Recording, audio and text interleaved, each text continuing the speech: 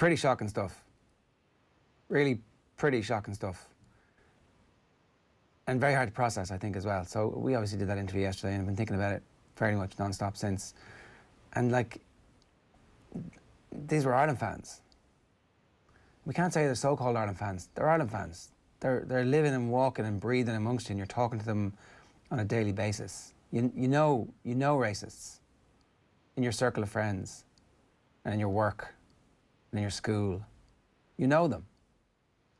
And if we don't have a conversation about it, then we're never going to change things. And this is our chance right now to change things. Or we can pretend it doesn't happen. We can have a week of outrage. We can have a week of stories. We can have a week of listening to radio shows and go, sure, look, it's over now. But it's not over. Cyrus Christie comes to Ireland training and a kid abuses him. And there's a teacher standing there looking at it. And actually, you know what? How many people would intervene in that scenario? How many people would intervene in that scenario? So you've got to ask yourself, what would you do? And now the time has come to say, I'm going to intervene. I'm going to say something. And there will be a lot of people behind you. Because we've surely, we've had enough of this nonsense. I'm going to bring you through the newspapers here and we might talk about that in 1 second as well. Slightly underprepared for these, I'm not going to lie. It's 9 o'clock this morning here. Smith, water breaks have made GAA referees' lives easier. And Madigan joins queue behind Sexton for green light. Lots of Ian Madigan stuff in the papers today. And Clare clubs back Cratloe despite 6 positive tests for COVID-19. So COVID stories are actually dominant because of what's going on in Scotland at the moment. The Telegraph, a quartet of boards fail gender target. I have no doubt that they're going to fail diversity targets as well. And then there's more cricket stories there as well. The missed penalty from last night, which cost Sevilla. It's so selfish. Lennon slams Bolingoli over COVID breach. Dundalk work for cup win, and Henderson in race to recover for Six Nations. So Ian Henderson is the latest doubt for that. Yellow wall. Jayden must force hand to get Dream United move. So as Daniel Harris was reporting on Twitter yesterday, he's going to have to actually appeal for a move, and that would cost him a lot of money. You've put us all at risk. This is the Neil Lennon anger story. They think it's roll over. It is now. Penalty miss knocks Wolves out. Wolves are rattled and glum. Boot in the balls. Lenny lashes Bolingoli for putting entire season at risk, and they're talking about transferring him now after this. Doyle is irate at leaders. Andrew Doyle of Shelburne has blamed appalling governance at the FAI for quitting 2 of their committees.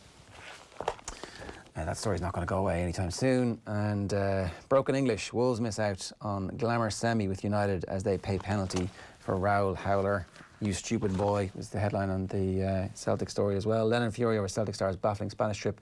Laois consider not playing county league games to make time for clubs. This is an interesting story from Colin Keys. Laois are to seek clarification on the consequences of not fulfilling their remaining Allianz Football League fixtures in October to allow them to complete their local club championship programmes. One of the 3 counties to have stricter measures imposed over the weekend because of surging COVID-19 cases. GAA matches have been suspended for 2 weeks, a period of time that incorporates 3 weekends. So with the last 3 weekends, they're now looking at, well, what do we actually have to play those county league games?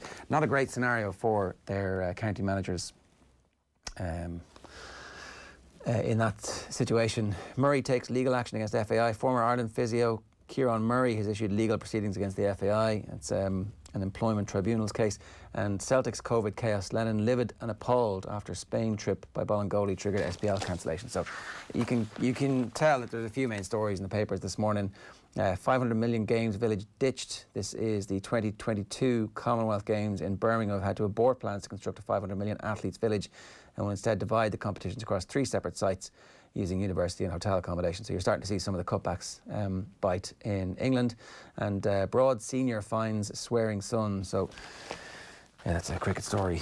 And then politics in the UK racing is the lead on the Racing Post. And then packing a punch, PSG are going to beat Atalanta tonight, according to the Racing Post. What do you got for us on?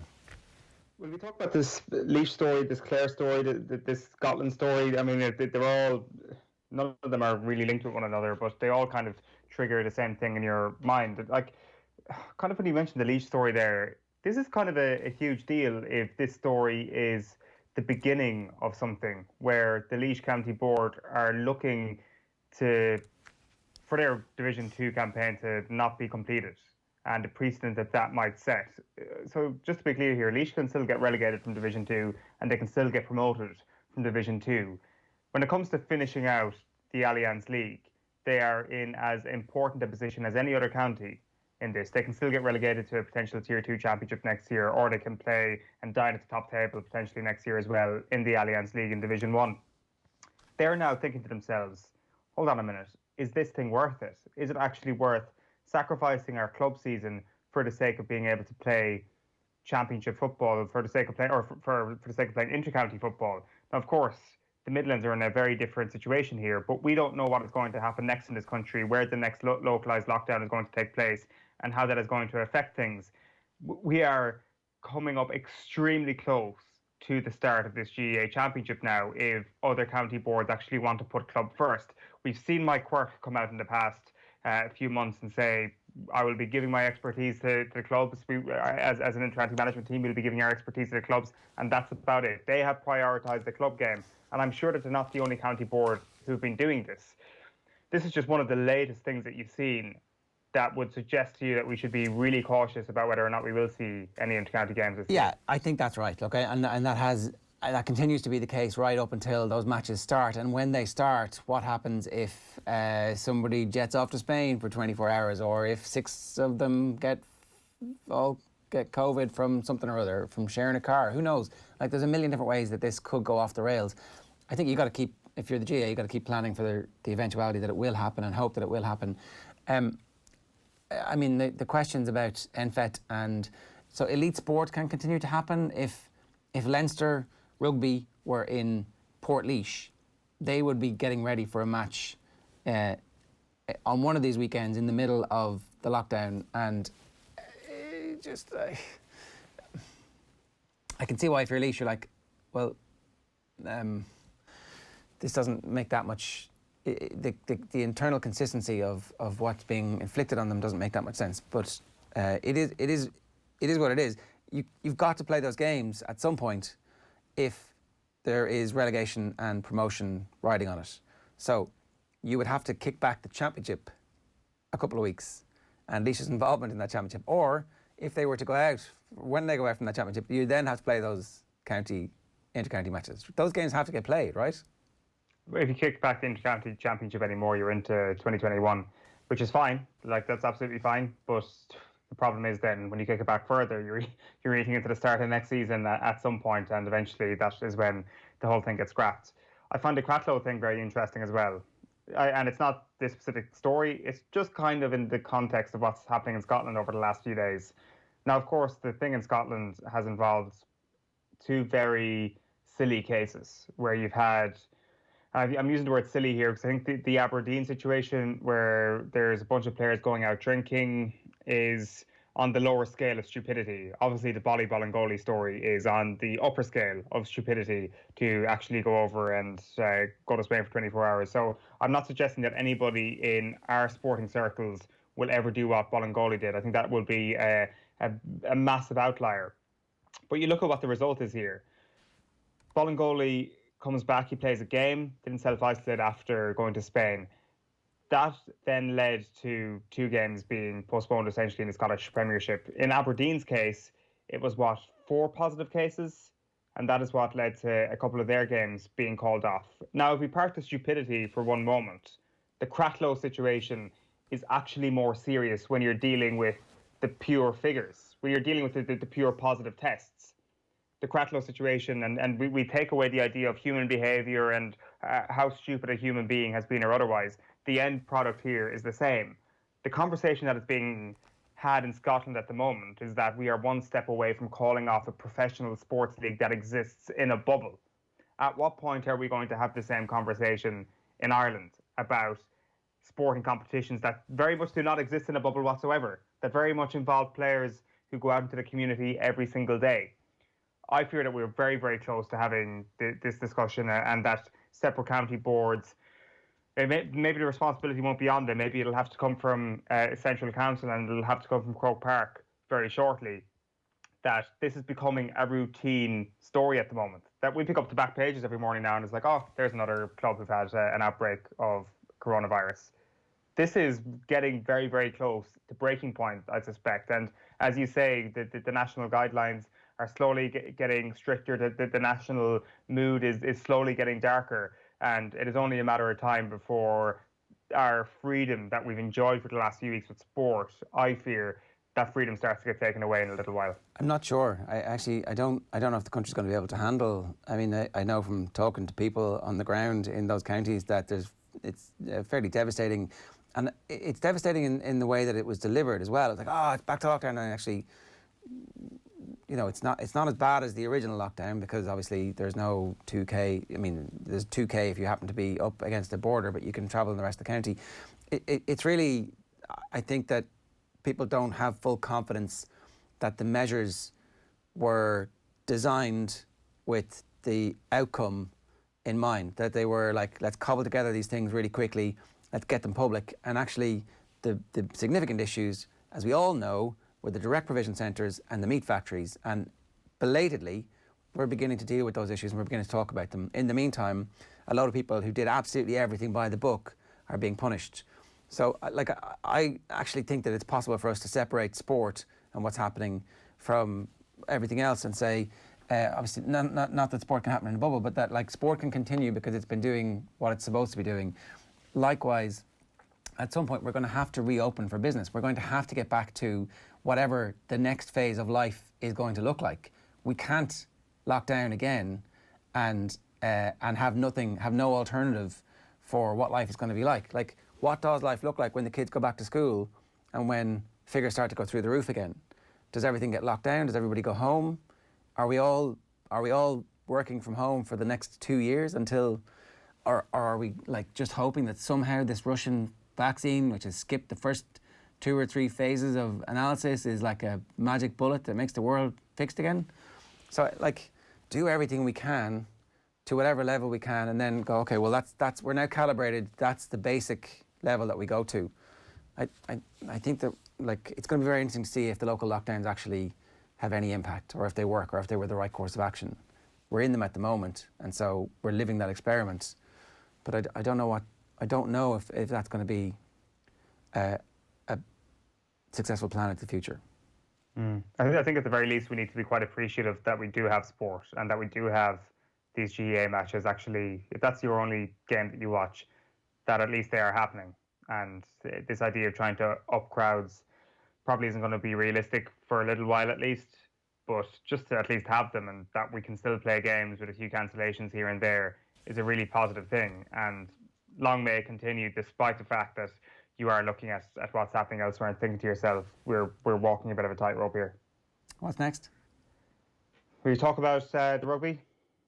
Ian Madigan there in a lot of the back pages this morning. I'm not sure, do you have the quotes there in front of you? He was talking about it being a serious boost that Andy Farrell gave him a shout out, and he hasn't played a lot in the last 12 months. So, like, I mean, I haven't really thought about this a lot over the last little while. I'm not sure about you, but the fact that the game is coming back in the next few weeks to this island, that we're going to be having these conversations again about where players lie on the depth chart, how we're fixed in certain positions. And to be honest with you, if you asked me yesterday what would be your list of the prospective Irish out-halves if Test rugby comes back later on this year, I would have totally forgotten about Ian Madigan. No disrespect to him, but rugby is just completely frozen in my mind since March.